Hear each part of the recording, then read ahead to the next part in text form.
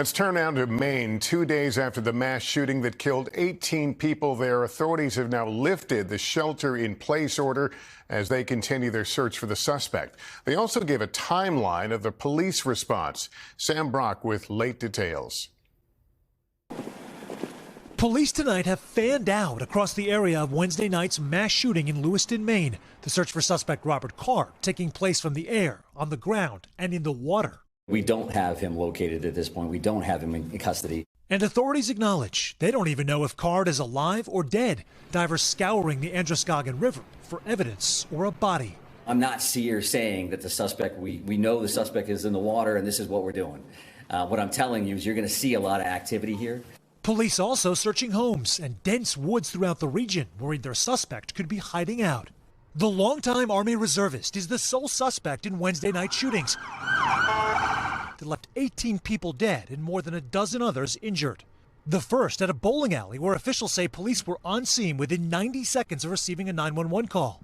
The second at a bar and grill where they say police responded within 5 minutes. Diana Getchell watched hell unfold at the bowling alley. Maybe 30, 35 seconds so before the first shot and the second shot. And after the second shot was a third shot. And as we're running down, it was a fourth and fifth. Getchell and her son, Chad, narrowly escaping the massacre with their lives, as she says Chad ushered people out.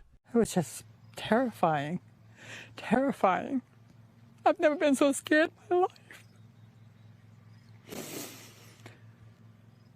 I was afraid to look back. I was afraid he was going to be behind us, just shoot at us. It was just so awful. And my son was I swear he saved my life. Authorities say they've received more than 530 tips and interviewed 70 witnesses the first night, but there was no answer to questions about Card's family statement to NBC News that they raised concerns about his mental health to both police and military. Which agencies received those warnings, and did you think at any point that it might warrant a yellow flag pursuit?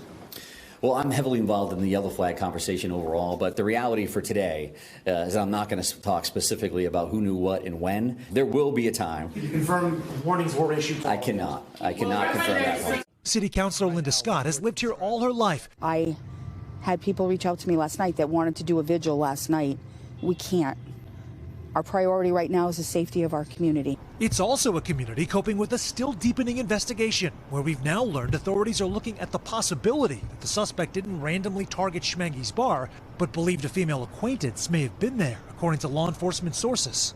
Police also saying Card's cell phone was found at his house and may have been left there during the shooting, and that a note he left behind listed his financial records. Angela Addison lives right down the street from one of the shootings. She's confident Card will be captured and is grateful tonight to be alive. At any point, does it go through your head that could have been me if this were a different night? Oh, absolutely. That could have been anybody. That was people. That our kids could have been there. So, Sam, where does the search for the suspect go from here? Lester, according to 3 law enforcement officials, the trail has gone cold for now. What they're doing at this moment, bringing in more resources from out of state. That includes divers. But as for the shelter-in-place orders that you mentioned, Lester, lift tomorrow. The community is being told to remain vigilant. Thanks for watching. Stay updated about breaking news and top stories on the NBC News app or follow us on social media.